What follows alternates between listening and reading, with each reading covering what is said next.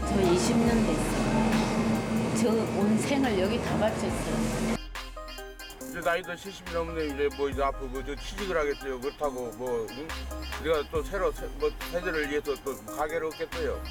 뭐 빼고 힘없는 말 누가 하소연 할 때도 없고 어떻게 되면 좋겠나?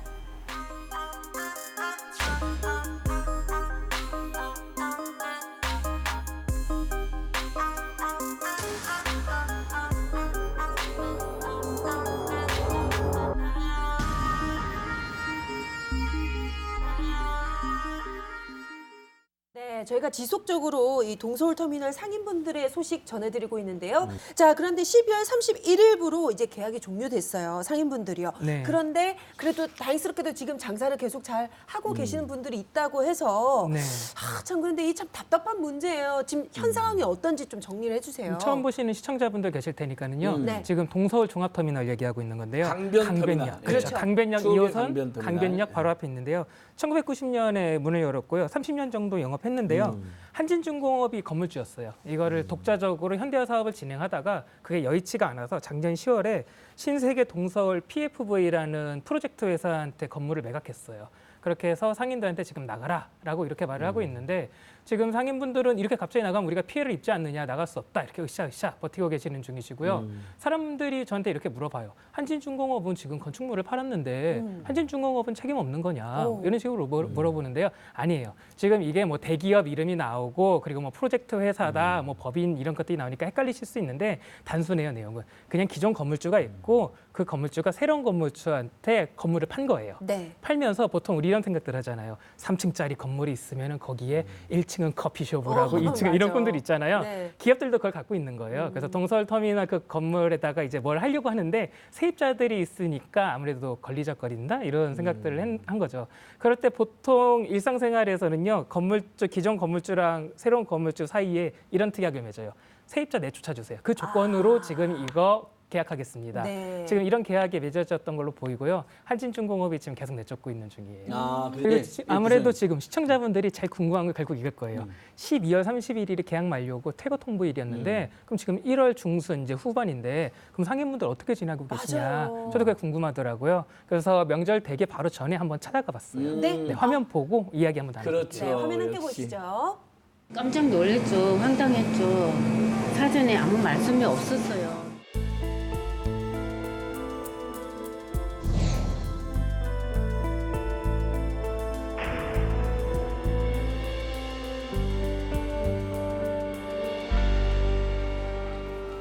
뭐 빼고 힘없는 말 누가 하소연 할 때도 없고 어떻게 되면 좋겠나?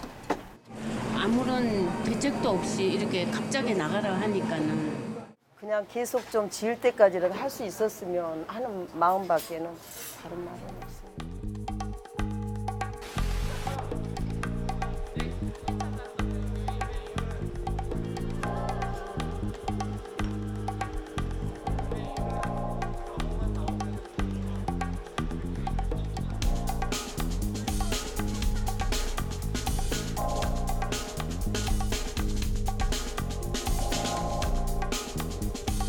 이 2019년 12월 31일을 기점으로 종료되셨어요. 어떻게 됐어요? 그건 어떻게 지내셨어요? 지금 벌써 몇 집은 나갔고 본인들 예 퇴거 명령 받고 지금 나간 집도 있고 회사에서 1월 1일을 기점으로 저희들한테 불법 점용을 하고 있다라고 안내가 나왔고요. 임대차 계약이 끝났는데 불법으로 지금 점유하고 있다. 예, 예. 이렇게. 그래서 저희한테 이제 불법 사용료를 내라고 오지서가 날아왔는데 작년 기준으로 임대료하고 똑같은 용지에 똑같은 내용의 금액에 단어만 이렇게 바꿔가지고 그냥 임대료를 받아가고 있습니다. 지금.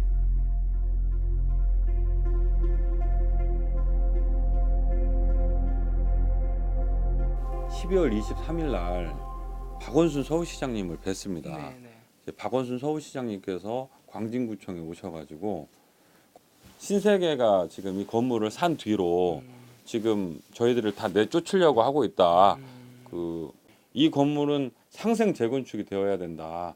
그것에 대해서 그쪽에 보좌관이 담당자들을 만나라 이렇게 명령을 내려주셨어요. 다음 주에 2월 첫째 주쯤에 구청장님께서 저희들한테 공청회 비슷하게 예, 자리를 만들어 주신다고 하시더라고요.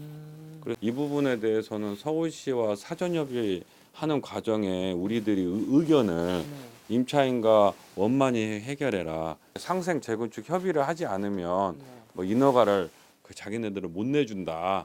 이런 식의 이제 말씀을 해주신다고는 해서 저희들이 그 말씀도 기대하고 있습니다. 지금.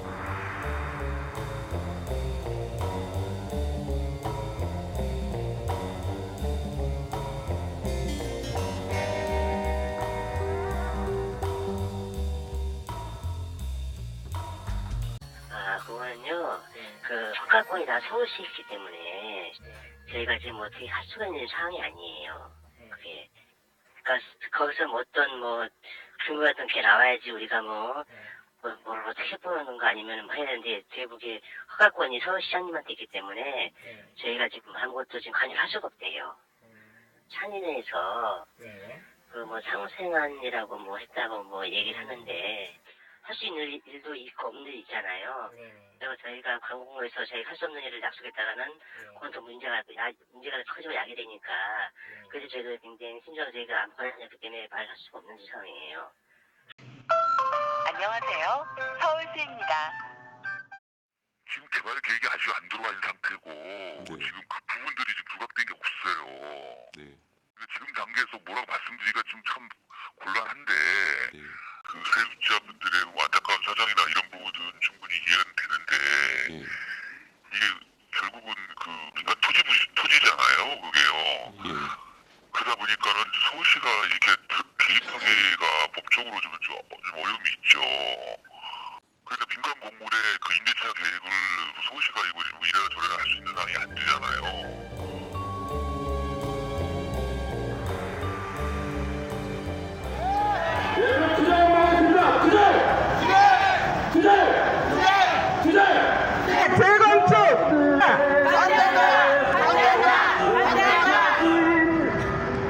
한진중공업에 갔다 왔거든요.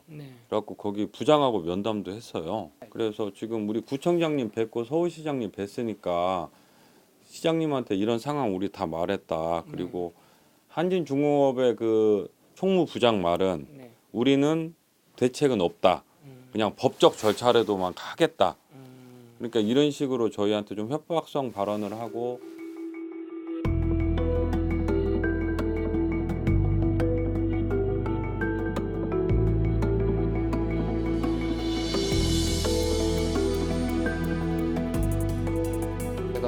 제작진 분들보다 한 30분 일찍 와서 취재를 했는데 6층은 전부 볼링장이 쓰더라고요. 4층도 웨딩홀이 전부 사용하고 있고 이 사람들은 퇴거 통보를 받지 않은 것 같아가지고서 확인하려고 들어갔었는데 웨딩홀에서 저한테 이러는 거예요. 우리는 10년 계약을 하고 들어왔는데 3년밖에 지내지 않았습니다. 그래서 우리랑은 관계없는 일이에요 라고 말을 하더라고요. 맞는 말이에요? 모두 다 저희들이 계약서가 12월 31일 날로 종료가 됐기 때문에 입장은 모두 동일한 걸로 저희들이 이해는 하고 있는데 저분들은 개별로 본인들이 협상을 한다고 말씀을 하시더라고요.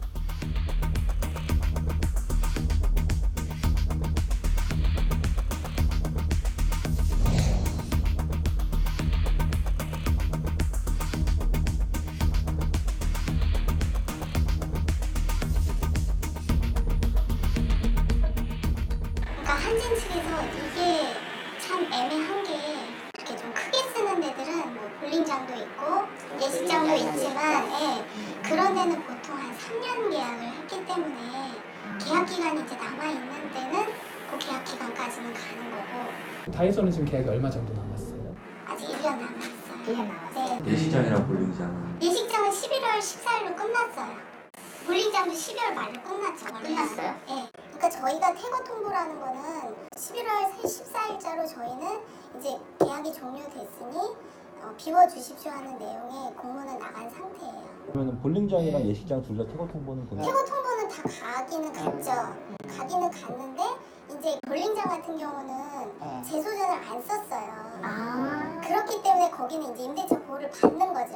아, 근데 예식장 같은 경우는 재소전을 썼단 말이에요. 처음에 법적으로 이제 보호를 못 받겠죠.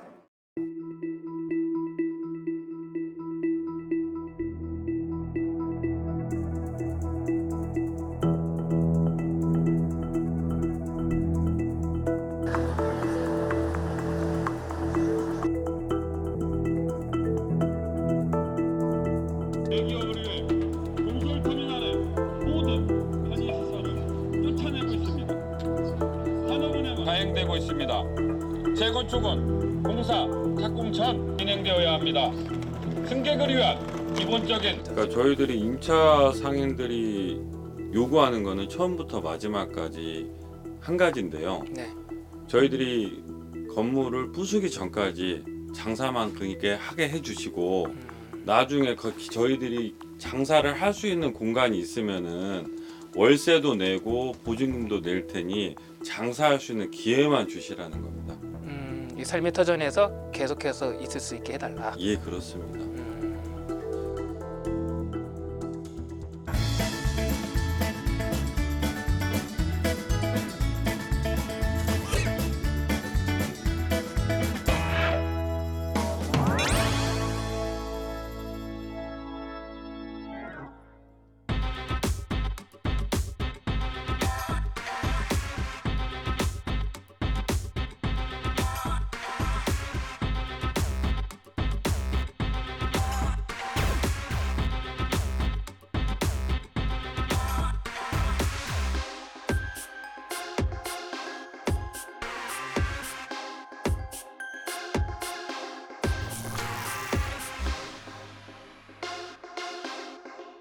저는 더 걱정되는 분들이 있습니다.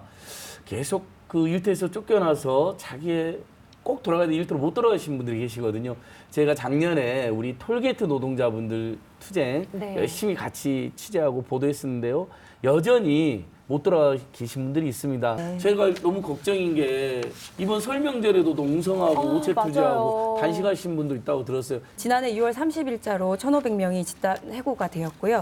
8월 29일 소송을 제기한 지 6년 만에 직접 고용하라는 대법 판결이 나왔으나 도로공사는 그 결과를 부정하면서 해고된 1,500명을 직접 고용하지 않고 판결받은 304명만 원직 복직이 아닌 수납 업무로의 원직 복직이 아닌 조무직으로 배치해서 이에 수납원들이 이강래 사장 면담을 요구하며 9월 9일 김천 도로공사 본사를 점거하였습니다. 그렇죠. 예. 네, 그리고 10월 5일 이제 98일에 서울 톨게이트 캐노피 고공 농성을 마무리 짓고 김천 도로공사 본사로 본사 농성장으로 합류하였고 10월 23일 서울 고등법원 그리고 12월 24일 수원 지방법원에서 두 차례의 근로자 지위 보전 가처분 신청이 인용되었습니다. 그리고 11월 7일 김천 본사 점거 대우를 제외한 나머지 대우가 거점을 광화문으로 옮겨서 문재인 대통령 면담을 요청하였고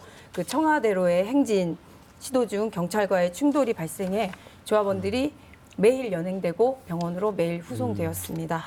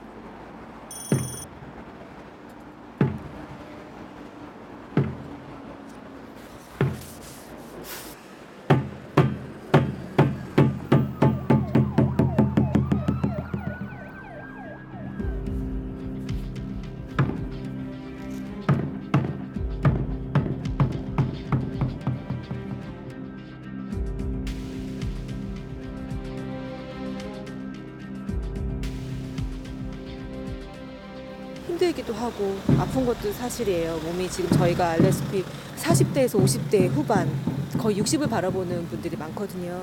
이렇게 폈다가 다시 일어나서 다시 절을 하고 하는 게 굉장히 저희한테 진짜 뼈를 깎는 고통이에요. 그런 고통도 저희가 다 무마할 만큼 간절하기 때문에.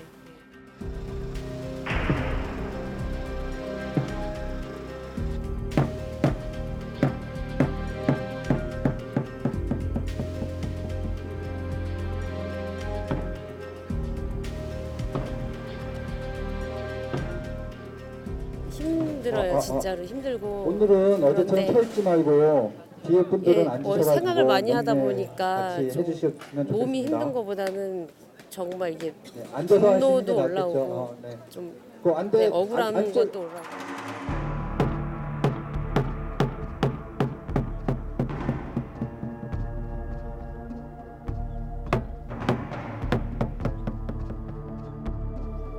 그 역사는 우리의 결의입니다.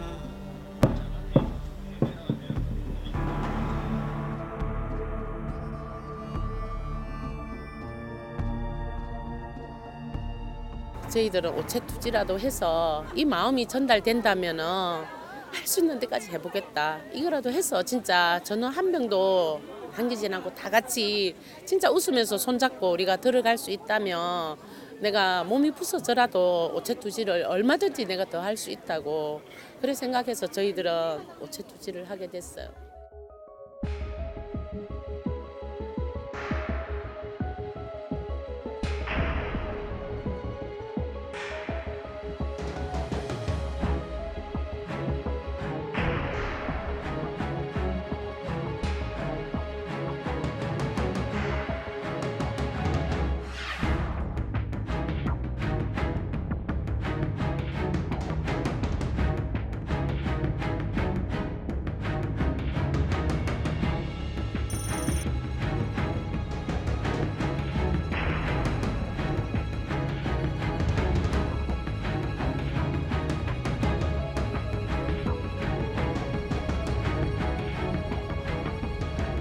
지금 도로공사 행태를 보면요. 저희가 8월 29일 대법 판결 났을 때 그 시점부터 계속 우리를 갈라쳤는 거예요. 대법 판결자만 와라. 1심 승소자만 와라.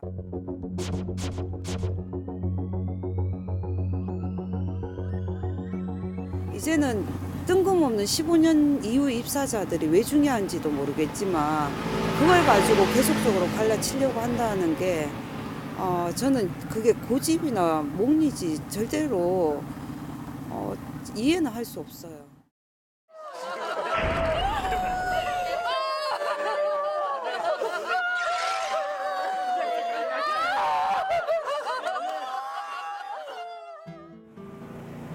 뭐야? 갑자기 뭐 얼굴이 왜 그래? 잤어? 머리 엄청 길렀네? 응? 왜 이렇게 많이 길렀어 머리가? 아까 엄마가 은진이 어제 보내준 사진 엄마 동료들한테 보여줬더니 아직 너무 이쁘대. 은진 엄마 사랑해. 사랑해. 자다 일어나갖고. 설도 그럼 여기서 네, 여기서 보내죠. 그래서 이제 설날 보내고 또 남아 있는 동지들하고 또 1인실도 하고 또 차례도 지내고.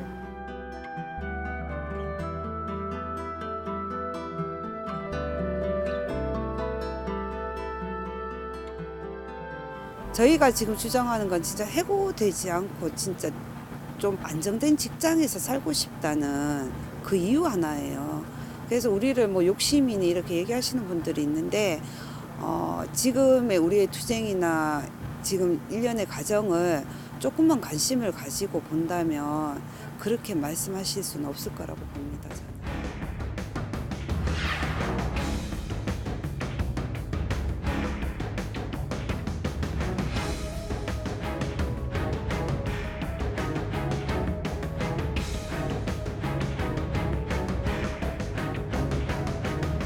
하루빨리 정말 해결돼서 저희도 가정으로 돌아가고 싶습니다. 억울함, 핀눈물 좀 돌아봐 주시고 저희 하루빨리 해결해 주셨으면 좋겠습니다.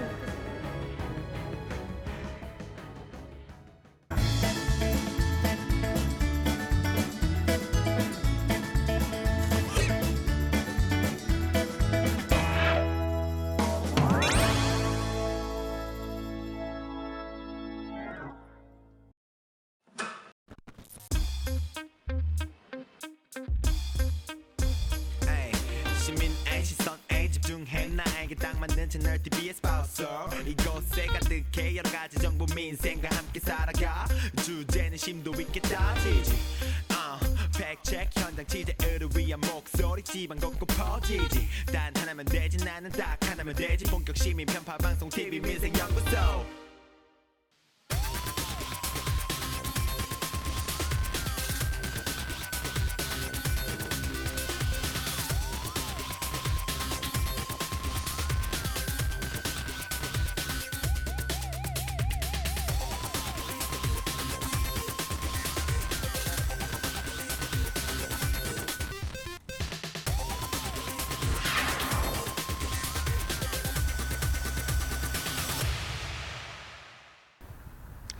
안녕하십니까. TV민생연구소 차성연구원 김규환입니다. 요즘 우리 주변에 먹을 게 참 많죠. 그 중에서도 배달음식. 과연 이 배달음식을 빼고 우리의 삶을 이야기할 수 있을까요? 요즘엔 말이죠. 이 휴대전화 이거 아시죠? 이 터치 몇 번만으로도 이 집안에서 외식 메뉴를 아주 편안하고 신속하게 받아서 먹을 수 있다는 사실. 그런데 말입니다.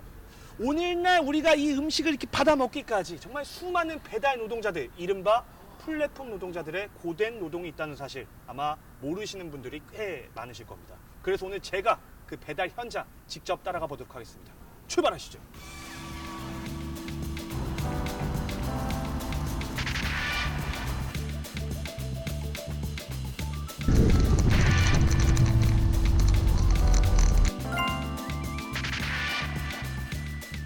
아이고 안녕하세요. 안녕하세요. 자 일단 주차부터 하시고. 굉장히 좀 동안이신 것 같은데. 네. 배달 경력은 그렇게 많지는 않으신 것 같아요. 맥도날드에서 배달 일을 1년 하고, 예. 그 뒤에 2년 반 정도 동안 이제 세탁 배달, 수거 배달을 하고, 그 다음에 지금 이 배달의 민족 한지는 지금 6개월 정도 됐어요. 그럼 총 한 4년 정도 됐네요. 4년 정도. 그러면은 지금 여기가 저희가 나와 있는 곳이 강서구지 않습니까? 네. 그럼 주로 이제 이 강서구 일대에서 이렇게 배달을 하시는 건가요? 네, 강서구에서 배달하고 있어요. 어디까지입니까? 이 범위가? 일단 뭐 서부는 다 할 수 있는데 영등 포나 뭐 구로 그쪽에도 이게 그 과정이 정확히 어떻게 되는 거예요?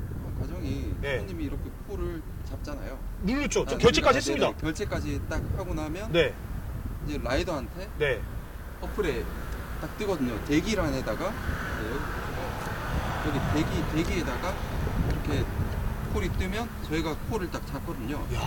이제 콜을 딱 해서 뭐 배차 요청을 누르면 진행으로 넘어가서 진행해서 제가 조리 요청을 하면 이제 그 업체에 조리 시작이라고 그렇게 신호가 와요. 그럼 이제 그때부터 사장님이 조리하면 조리 시간이 나 있거든요. 그 시간에 맞춰서 저희는 동선을 짜죠. 가게 도착해서 픽업 완료를 누르고 픽업 완료를 누르자마자 목적지까지 몇 분 걸리는지 5분에서 20분까지 선택 가능하거든요. 그렇게 해서 시간 선택하면 그때부터 이제 배달하고 난 뒤에 전달 완료 누르면 끝이에요. 일단 알겠습니다. 일단 이론적으로는 저희가 설명을 들었고요.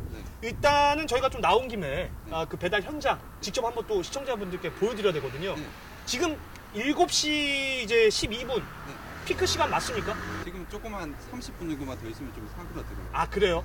그러면은 지금 7시반 되기 전에 빨리 얼른 가야겠네요. 잡아야죠. 알겠습니다. 빨리 잡으세요. 예. 콜 잡을게요.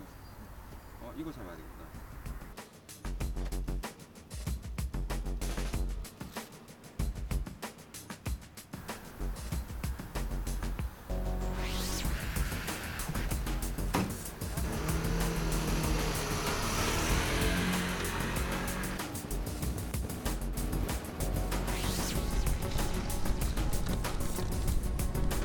안녕하세요. 맛있게 드세요.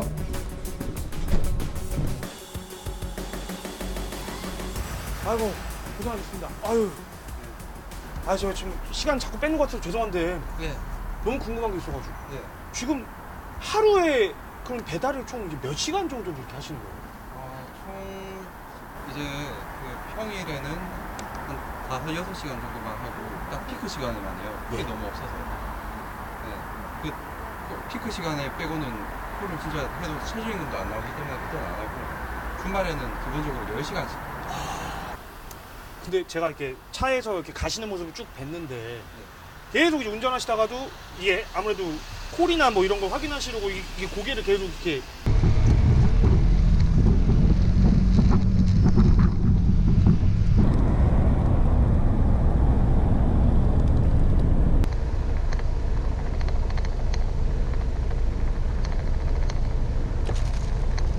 달리면서도 그러고 신호 대기할 때도 이렇게 해야 돼요.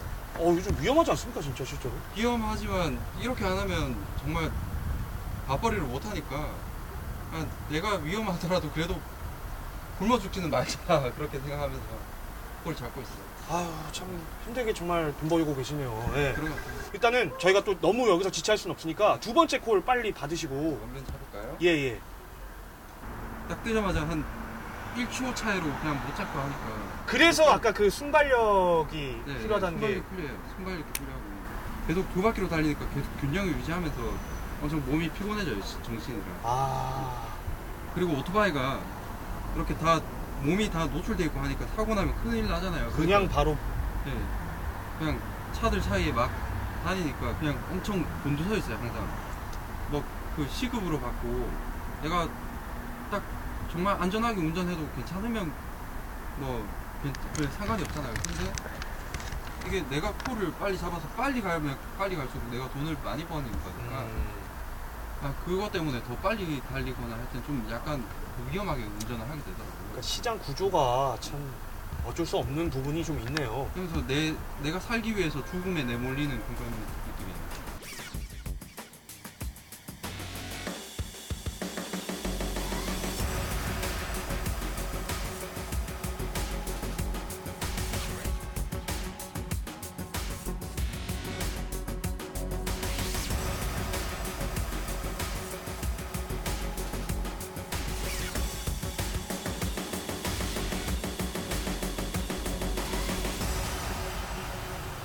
아유 수고하셨습니다. 수고하셨습니다. 아유 손 차가우신 거. 식사도 지금 못 하고 일하고 계신 거죠? 네. 아직 못했죠. 저는 이 말씀은 안 드리려고 했는데 오늘 사실 제 생일이에요. 정말요? 근데 저도 지금 밥 못 먹고 일하고 있거든요. 와. 먹고 살기가 이렇게 힘든. 네, 그러면 힘듭니다. 제가 생일턱 낼 테니까 여기 야. 근처 어디 편의점이라도 가서. 제가 잘 아는 편의점 있어요 밑에. 한번 갈까요? 가시죠. 내일 보자는 그 시. 예. 가시죠. 예. 갑시다. 제가 생일턱 쏩니다. 예. 생일 축하드립니다. 뭐 차린 건 없지만 많이 드시고요. 정말 많네요. 일단은 저희가 어쨌든 지금 이렇게 편의점에서 살짝 이제 휴식 시간을 갖고 있긴 한데 어떠세요? 평소에도 이렇게 좀 쉴 수가 있으세요? 보통 피크 타임 있잖아요. 저녁 시간이나 점심 시간 이렇게는 뭐 이렇게 할 수가 없죠. 왜냐하면 잠시 쉴 동안 그냥 콜이 다 빠지니까. 제가 한 달 동안 132시간을 일했더라고요. 132시간? 네. 132시간에서 한 200만 원 정도 벌더라고요. 132시간에 200만 원. 근데 시급으로 치면 되게 많아 보이거든요. 네. 시간당 15,000원. 시급 15,000원 정말 괜찮은 금액 같잖아요. 그렇죠. 그런데 여기 이제 기름값도 빼야 되는데 기름값 빼면 이제 시간당 한 13,500원, 14,000원 그 정도 되거든요. 아직까진 괜찮습니다. 네. 아직 되게 많아 보이거든요. 네. 그런데 중요한 거는 저는 뭐 수당도 연차도 그리고 퇴직금도 없는 거죠. 그런 식으로 치면 이 시급이 결코 많은 게 아니더라고요.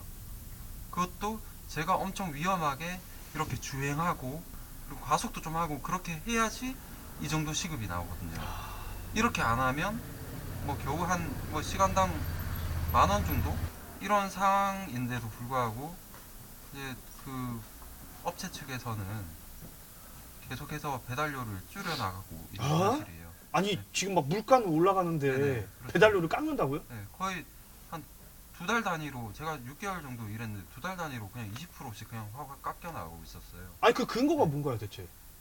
듣다 보니까 뭐 화가 나네. 그 근거에 대해서 정확하게 명시를 해주고 우리한테 알려주면 우리가 뭔가 이야기를 할 수 있겠지만 그런 기준에 대해서는 전혀 일절 이야기를 안 해주는 거죠.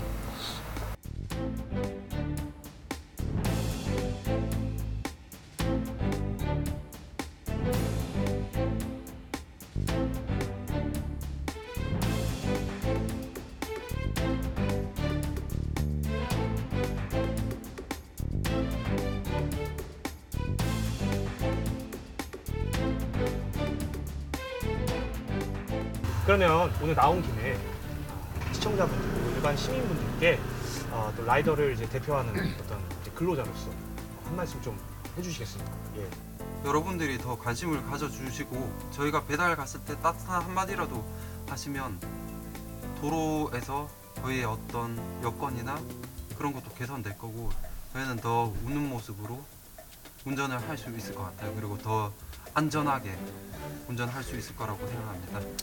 자, 오늘 배달 노동자분들의 배달 현장 실태 제가 쭉 동행을 해봤습니다. 저도 종종 이 배달 음식을 시켜 먹곤 하는데요. 그 음식을 먹기까지 정말 수많은 배달 노동자분들의 수고와 노력이 있었다는 사실을 오늘에서야 비로소 깨닫게 됐네요. 법적인 제도는 정부나 지자체 차원에서 좀 보완이 필요해 보이고요. 우리 TV 민생연구소에서도 앞으로 이 문제에 대해서 끝까지 지켜보고 응원하도록 하겠습니다. 자, 지금까지 TV 민생연구소 김규환이었습니다. 예, 끼포토님 수고 많으셨네요. 네. 아유, 밤중에까지 네. 정말 위험한 상황 속에서 사실 집집마다 우리 국민들 아주 편리하게 해주시는 거잖아요. 맞아요. 너무 고마운 분들인데 근데 문제는 이분들이 오토바이로 빨리 배달해줘야 되기 때문에 사고가 많다는 것입니다. 시민 여러분들께서도 들어보셨죠? 서울에 그리고 대한민국에 지금 교통사건 수 오히려 줄어들고 있는데 이륜차 사고는 늘어났는데 그중에 상당수가 우리 배달 관련 사고들이라고 하고 20대 노동자들의 산재 사망 중에 상당수를 배달 노동자들이 차지한다는 겁니다. 있을 수 없는 일이 지금 벌어지고 있는 건데요. 구팀장 지금 상황 굉장히 산재 많이 생기고 있죠. 근데 산재 가입률도 떨어지고 있는 것이고요. 그 상황이 어떻습니까? 예. 그러니까 이제 뭐 저희가 그냥 자체적으로 조사했을 때 전체 라이더 중에 한 3분의 1 정도밖에 가입하지 않은 것으로 나타나고 있기도 하고 뭐 다른 통계를 봐도 뭐 1%도 안 되는 경우까지도 나타날 정도로 산재 가입률이 낮은데 이것의 이유는 크게 두 가지인데요. 하나는 산재 적용제외 신청 제도라는 게 있습니다. 일반 노동자들은 없어요. 여기에만 있는 건데 그냥 적용 제외 받을래요라고 신청서 한 장 내면 그냥 배제해 버립니다. 이 제도가 왜 있는지 알 수가 없어요. 네. 이것 때문에 현장에서 악용이 되는 사례들이 좀 많이 있고요. 그러니까 사업자들이 이거 같이 쓰면 자기들도 보험료 안 내니까. 자기들도 보험료를 안 낼 수 있기 때문에 어차피 의무가 아니니까 그냥 이거 한 장 쓰면 안 낼 수 있으니까 그냥 그걸로 이제 권유해서 잘 모르고 라이더들은 그냥 쓰는 경우들이 있고 또 한 가지는 산재 일반 근로자들은 산재 당해서 이제 휴업급여 다쳐서 일을 하지 못했을 때 받는 휴업급여를 자기 평균 임금의 70%까지 받거든요. 근데 배달 라이더들은 최저임금만 받습니다. 그 이상 못 받아요. 아무리 많이 벌었어도. 그러니까 의무가입이 아니라 임의가입으로 돼 있다 보니까. 네, 그런 제도가 있어가지고, 그러니까 그래서 이 저희 조합원들 중에서도 다쳤는데 산재를 신청하지 않고 그냥 일하는 경우들이 있습니다. 왜냐하면 산재 신청해서 휴업급여 받아도 최저임금밖에 못 받기 때문에 차라리 내가 오토바이 타면 그보다 더 벌 수 있다 이런 거죠. 그런 것들을 현장에서 보니까 산재 가입해도 뭐 별로 좋은 게 없네 이런 어떤 여론까지 생겨버리는 이런 상황인 겁니다. 그러니까 점포 소속은 98% 가입했대요. 그러니까 그 점포에서 이렇게 직고용된 그쵸. 분들은 노동자도 네네. 알고 사장도 아는 거예요. 그러니까요. 근데 배달 대행은 0.4%라고 하니. 야, 참 심각합니다. 이제 네. 노동법의 사각지대 예, 정말 완전 여기서 사각지대입니다. 저희가 확인할 수 있는데요. 자, 정부가 배달 대행 노동자들에 대해서 첫 이 실태 조사를 했지 않습니까? 이 조사를 실시한 전문가와 지금 전화 연결이 돼 있습니다. 한국노동연구원 정응준 노동연구위원과 전화 연결돼 있습니다. 안녕하세요. 예, 안녕하세요. 네. 예, 정웅준 의원님 좋은 연구해 주셔서 고맙습니다. 네, 안녕하세요. 반갑습니다. 어쨌든 정부가 이렇게 우리 노동자들을 위해서 역할을 더 해야 된다고 생각하는데요. 그래서 네네. 실제로 어떤 취지로 이 조사를 하게 되셨어요? 예, 알고 계시겠지만 이 배달 대행 노동자들이 계속해서 늘어나고 있잖아요. 네. 실태가 명확하게 파악도 안 돼 있고 또 실제 배달 노동자들이 몇 명인지도 모르고 특히 이제 최근에는 뭐 이 배달의 민족이라든지 또 라이더 유니언이라든지 이런 쪽에 이 고용 관계를 둘러싸고 이게 과연 자영업자인지 아니면은 이 노동자 여기에 대한 이슈도 존재하고 해서 전반적인 실태 조사를 하게 됐습니다. 네, 그렇습니다. 예. 자, 이분들이 이제 배달 건수를 더 많이 받아야지 이제 돈을 벌 수 있으니까 더 많이 더 빨리 배달을 하다 보니 굉장히 좀 이런 위험한 상황에 노출되는 것 같은데요. 배달 대행 노동자들의 근무 환경이 열악하게 되는 원인은 뭐라고 보십니까? 예, 뭐 말씀하신 대로 일단 건당 수수료 방식으로 돼 있는데요. 이분들이 월 평균 실제 수입이 한 250만 원이 되려면 12시간 정도를 배달을 해야 돼요. 근데 시간당 한 4건 정도를 배달을 해야 되는데 네. 그러면은 하루에 12시간씩 주 6일을 해야 되거든요. 그래야 한 250만 원의 수입을 받으니까 일단 빨리 할 수밖에 없는 거죠. 그렇지 않으면은 그런 정도의 그 생활을 할 수 있는 급여를 맞출 수가 없고, 또 하나는 이분들이 알고 계시겠지만 1인 도급의 자영업자예요. 그러니까 사회보험에도 배제가 되고 뭐 그런 문제가 좀 있습니다. 예, 아무튼 안정적인 직장이 아니라 계속해서 한 건이라도 더 해야 되는 그런 상황이 내몰리고 있는 건데요. 제일 저희 시민들이 가슴 아픈 게 산재 사고인 것 같아요. 집집마다 행복을 배달해 주는 분들인데 이분들이 사고로 죽고 다쳐도 산재까지 적용 안 된다는 건데요. 이게 보면 이분들이 대부분 대형업체나 배민에 이렇게 속해 있잖아요. 종속적으로 사실상. 그분들이 의무적으로 가입하게 하고 산재보험료를 그분들이 상당히 내게 하고 이렇게 하면 안 되나요? 방법은 이제 그거밖에 없고요. 1년 동안 이분들이 사고 경험률이 38.7%거든요. 그러니까 굉장히 높은 편이에요. 산재 가입은 거의 안 돼 있고, 그래서 임금 근로자처럼 사실은 사업주가 부담을 해서 산재보험에 가입하도록 하고, 당연히 이제 의무 가입을 하도록 하고요. 그런 방법을 제외하고 나머지로는 사실은 이분들의 그 사고 위험을 막을 수 있는 방법이 없을 거로 보입니다. 그래서 일반 이 임금 노동자처럼 그렇게 해야 된다고 생각을 합니다. 네. 정부가 좀 더 지속적인 관심 가져주셨으면 좋겠습니다. 지금까지 한국노동연구원 정응준 연구위원이셨어요. 감사합니다. 네, 감사합니다. 감사합니다. 예, 고맙습니다. 네. 예. 국회의원님 지금 뭐 어떻게 정부에서 그렇게 연구도 해주시는데 시청자들 위해서 한 전국에 한 10만 명, 15만 명쯤 되나 우리 이 배달 라이더로만 먹고 사시는 분들이 한 13만 명 정도로 추정이 됩니다. 우리 13만 명. 그 가족들까지 하면 수십만 명이 우리 국내 생존에 달려 있는 영역이네요, 그렇죠? 그렇죠. 그 13만 명도 이제 작년 6월달 수치라서 그보다 더 늘었을 그러니까 최근에 더블잡, 쓰리잡으로도 뛰는 분들도 있고 청년 시업 뛰는 분도 있고 거기다 퀵 서비스나 대리 기사님들까지 하면 더 되는 거 아니에요? 이렇게 길거리에서 플랫폼 형태로 정말 우리 시청자 여러분들께서 관심 가져야 될 영역인데 그 최근에 구 팀장님 쟁점인 거 뭐.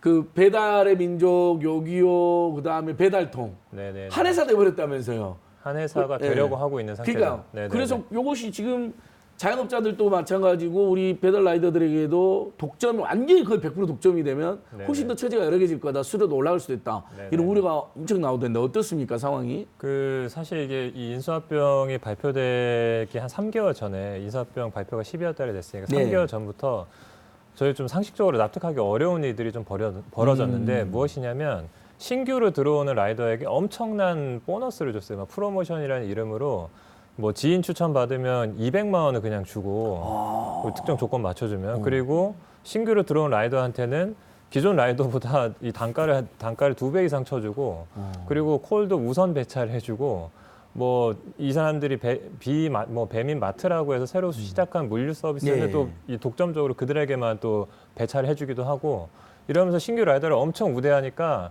라이더들이 막 몰리잖아요. 그래서 이게 그런 방식으로 하기 전에는 배달의 민족이 한 2,000명이 안 됐던 걸로 알고 있는데 이게 2만 명이 지금 넘어버렸어요. 대거 모집한 겁니다. 대거 배민 라이더 분들, 거의 배민 라이더, 전속주고 하는 분들. 배민 라이더, 이제 배민 커넥트 이런 이름으로 2만 명이 넘어버렸고, 그러니까 이러다가 지금 인수합병이 발표가 됐고, 근데 문제는 이렇게 막 프로모션 막 주다가 지금 막 많이 깎았어요. 이것도 하향 평준화 시킨 상태입니다. 그러니까 이런 상황을 보면 뭔가 이렇게 인수합병을 앞두고 몸집 불리기를 한 게 아닌가라는 의구심이 좀 드는데 이게 필요할 때는 이렇게 돈 써가지고 사람을 모집했다가 필요 없어지면 뭐 이런 걸 깎아버리는, 삭감해버리는 이런 방식으로 경영을 하고 있는 것이 아닌가. 실제 그렇다면 이분들이 시장 지배력이 커졌을 때 사실은 좀 큰 우려가 있다라고 볼 수밖에 없는 거죠. 그렇습니다. 방금 전에 그 화면에 박정훈 우리 배달라인 원장이랑 저희 방송 자주 나오는 참여대 김조 팀장 기자회견하는 게 나오더라고요. 우려하는 의견을 표명하신 거죠, 정식으로? 네, 그렇습니다. 네네. 그래서 네. 저희가 네. 노동자들이 우려하는 바를 그러니까, 직접 예. 그 목소리를 들어봤습니다. 여러분 함께 만나보시죠.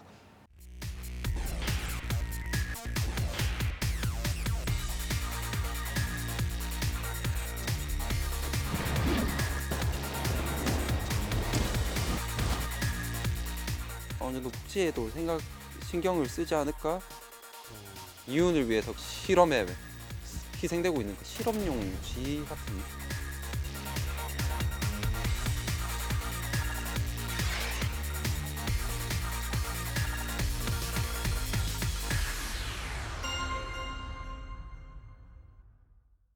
그게 독일 기업이더라고요. 맞습니다. 근데 독일은 복지가 잘 되고 하니까 이제 한글 패치라고 해야 되나? 네. 한국에 와서 한국에 맞게 이렇게 변형이 되더라고요. 그래서 너무 실망이 커요. 1, 2위를 다투던 기업이 합병을 하니까 더 이상 라이더 유치에 경쟁을 안 해도 되는 거죠. 네. 경쟁을 안 해도 되니까 배달료를 점점 서로 막 이렇게 올리면서 라이더한테 더 잘해주려고 프로모션도 하고 그랬는데 이제는 합병이 되니까 점점 배달료를 점점 말도 안 되게 줄여나가고 있어요.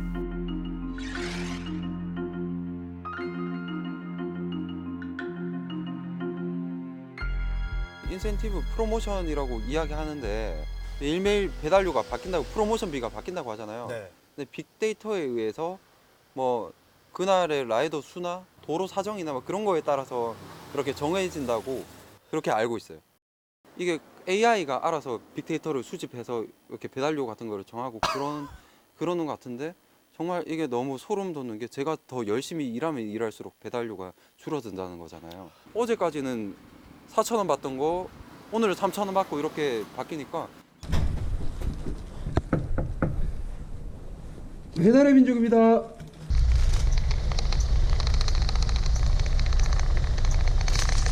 계약 조건이 원래 6개월, 1년 뭐 그 정도 단위였던 걸로 기억하는데 지금은 어떻게 돼 있냐면 한 달 단위로. 네? 한 달. 한 달이요? 네, 한 달이요. 계약 기간이 한 달이에요. 그러니까 한 달 동안 일을 하다가 뭐 적당히 이 사람 마음에 안 드네 하면 그냥 재계약 안 하면 그만이에요.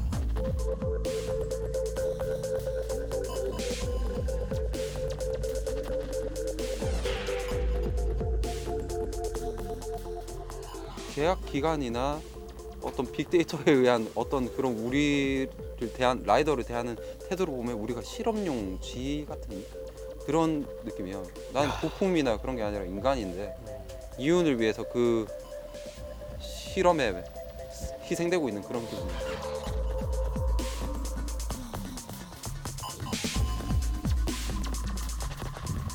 민족 측에서 최근에 한 일주일 전에 발표를 했거든요. 네.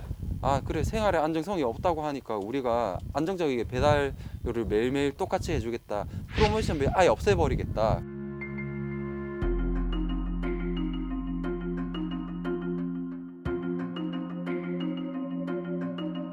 라이더들이 배달 노동자들이 배달하면서 죽고 그렇게 다치면서 그리고 사업장에서는 사장님들이 열심히 요리하고 그렇게 해서 기업 이미지를 그렇게 올려놓으면 결국 그 돈을 비싼 값에 팔아 넘기는 거는 사업자나 그런 자본가들이 다 그렇게 하는 거죠. 그래서 그런 기사를 보면 뭔가 상실감이 너무 커요. 박탈감, 네. 상실감. 보면서 나는 평생 저런 사람들한테 이용만 당하다가 죽겠구나. 막 이런 생각이 들어서 더더욱 목소리를 내게 돼요.